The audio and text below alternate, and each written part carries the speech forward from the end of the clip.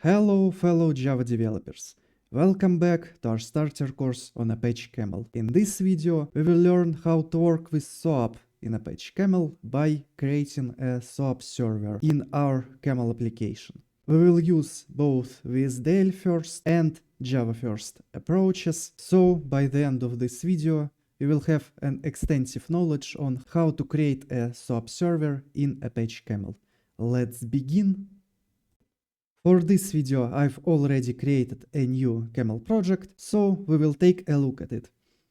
In our POM XML we have in our dependency management section as usual a Camel Spring Boot BOM and a Spring Boot BOM. We'll be using Camel with Spring because that's the way of creating a SOAP server recommended by Camel. And as our dependencies we have Camel Spring Boot Starter and Camel CXF SOAP Starter. And we have a CXF CodeGen plugin configuration here in our plugin section, but we'll get to that in a minute. So our first task will be to create a SOAP server in Camel from this WSDL file. This is called a WSDL-first approach when we first write our WSDL file describing an API of our future service, and then we implement that service so that it corresponds to this API. So in our WSDL we have a pet complex type which has an ID, name, status, birth date, and type, which is a enumeration which has available values of dog, cat, and lizard. And we have two operations, update pet and get pets by name. That's not much, but that's enough for demonstration purposes. And the rest are just types, messages, port types, bindings, and all the rest WSDL stuff that's not much interesting. So to convert this web service definition language file to the working service with Apache Camel and Spring Boot, first what we need to do is we need to add this CXF SOAP Starter dependency. As you might have guessed, it uses CXF library under the hood, and here in our plugins section we have a configuration for the CXF CodeGen plugin that comes with this CXF SOAP Starter. Here we're specifying that our WSDL, which we'll use to generate the Java classes that implemented for our server, should be taken from this src main resources WSDL pet service, and it is exactly the place where we have our file. Then we have a setting which tells this CodeGen plugin where to put generated classes, so here they will be put in generated sources CXF folder. And here we have a setting for SOAP fault UID. And of course what we're doing here is we're telling this plugin to run its WSDL to Java goal at the generate sources phase. That's how we are sure that we always have our CXF classes generated. But if we don't want to generate sources to have our CXF generated files, what we can do is we can just run this CXF CodeGen WSDL to Java goal by ourselves. It will generate all the required classes and then we will be able to use them in our application. Speaking of our Camel application, here we have our SOAP server from WSDL route, which will use classes generated by CXF plugin to allow us to write Camel routes to expose SOAP endpoints. First, what we're doing is we're creating a CXF endpoint bin. We will need this CXF endpoint to use it in our route. I'll show you how in a minute. Here, to configure our CXF endpoint, we need to provide our WSDL file location. Then we're setting the address of our SOAP service. And the last thing that we're doing is we're providing a class for a service implementation itself. This class and its dependencies were generated by CXF plugin goal that we've run earlier. So that's how we're using CXF plugin to generate Java classes from WSDL, and that's how we're using these classes in our Camel application. We're just configuring a CXF endpoint with them, and then we can use this endpoint in our Camel routes. I'll show you how in a minute. And here we can just set some properties for our CXF endpoint. The available properties are listed in Camel CXF component documentation. Here we're just specifying that all the requests should be validated. Now, in our route, what we need to specify to create a SOAP server is this from DSL element CXF component, because that's what we're using, then bin, and then the name of the bin that we've configured with our generated service class. That's how we're using generated classes in our Camel route. And here in this route, the only thing that we're doing, we're sending our message to the endpoint that corresponds to the operation name header. So what's happening here? With this configuration, Camel exposes a SOAP server with a default port 8080 and a path that we've specified here in set address. Then it awaits for SOAP requests on this server. And when it receives a SOAP request, it saves the operation name of the request to this operation name header. And that makes it very easy to describe how we can handle different SOAP operations. So, as you might remember, we have just two operations in our WSDL. We have update pet and get pets by name. So here in our Camel routes configuration, we need to configure two routes, one for each SOAP operation that we want to expose. And here we have them. As you can see, update pet just sends the message to the pet service bin, which is, by the way, just a local hash map storage. But of course, in a real project, you'll be using something like a repository that accesses a database here. But for this example, we're just using a local example storage. And in our get pets by name, we're actually processing our message. We're extracting its body, which is the name of a pet, by which we'll be getting the list of objects. Then again, we're using our local storage to get a list of objects. And if it's not empty, we're creating so-called message content list, which is a class defined in cxf.message package. Basically, it's the class representing our SOAP message contents. And to that message content list, we're adding the list of our pet objects. But if we weren't able to retrieve any pets, what we're doing is we're throwing a no such pet exception that has an instance of no such pet class. These classes, no such pet exception and no such pet, were generated by the CXF WSDL to Java goal from our WSDL because we've specified them as our elements in the WSDL. Here is no such pet and here it's type. And in our message types, we've described our no such pet exception. And in our get pets by name operation, we've specified a fold type that has exactly this no such pet exception message. That's why CXF plugin generated these classes, and that's how we can use them in our Camel routes. So basically, if Camel route that was started from CXF endpoint is throwing an exception generated by CXF plugin, it will wrap it in SOAP fold and return a valid SOAP response. This behavior allows us to just throw this CXF generated exception in our processors or bins and not worry about wrapping it in SOAP fold ourselves. Camel will do that for us. And as you can see here, we're setting our message body to this message content list and we're ending our route. Similarly to HTTP routes in Camel, the message that we have at the end of a route is sent back as an HTTP response. And that's exactly what happens here. At the end of our route, we have an exchange with message that has a body of message content list type, and Camel wraps this response in corresponding SOAP message automatically. We don't need to do anything extra. And that's it.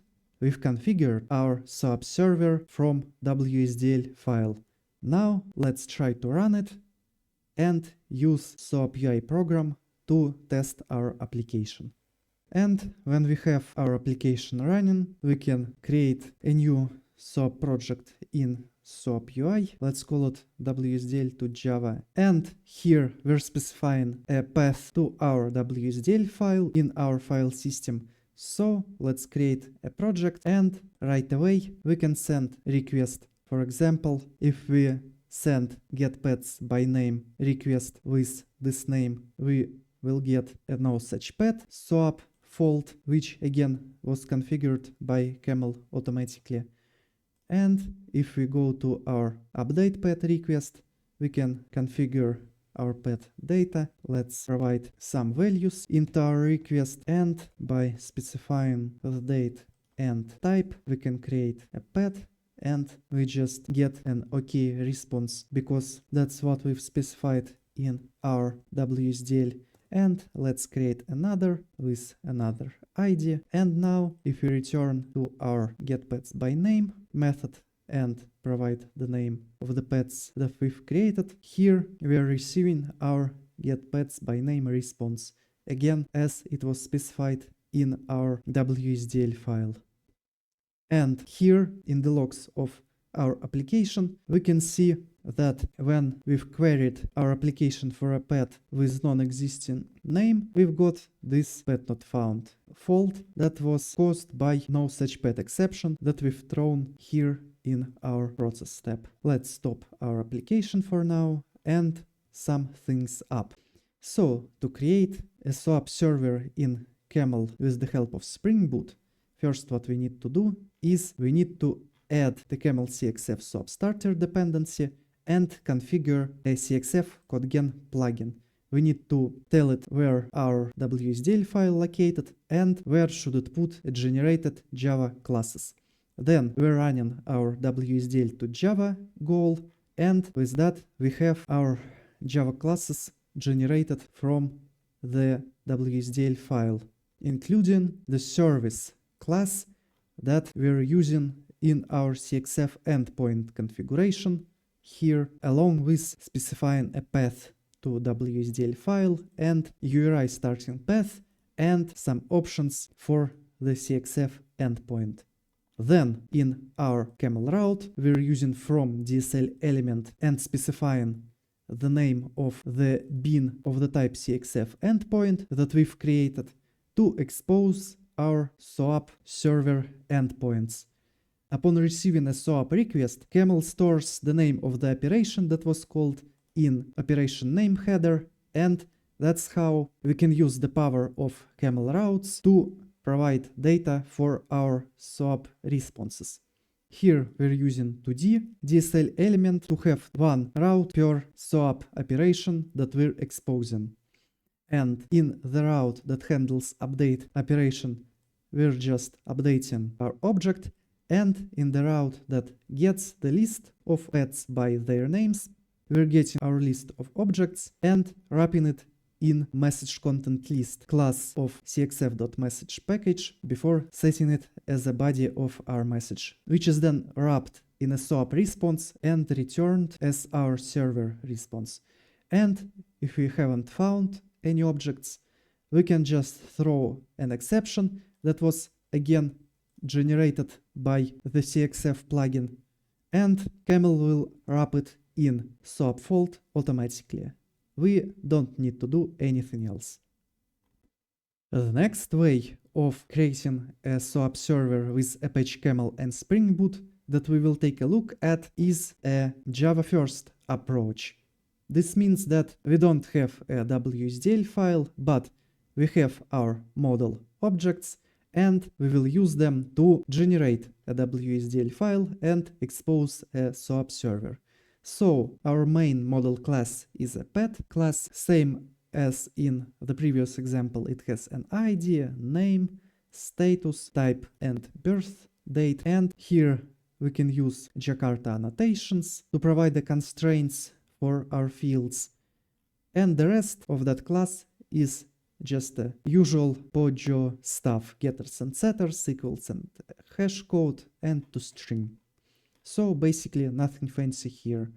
Our pet type is just a enum, and what do we also need to create is response object for our SOAP server.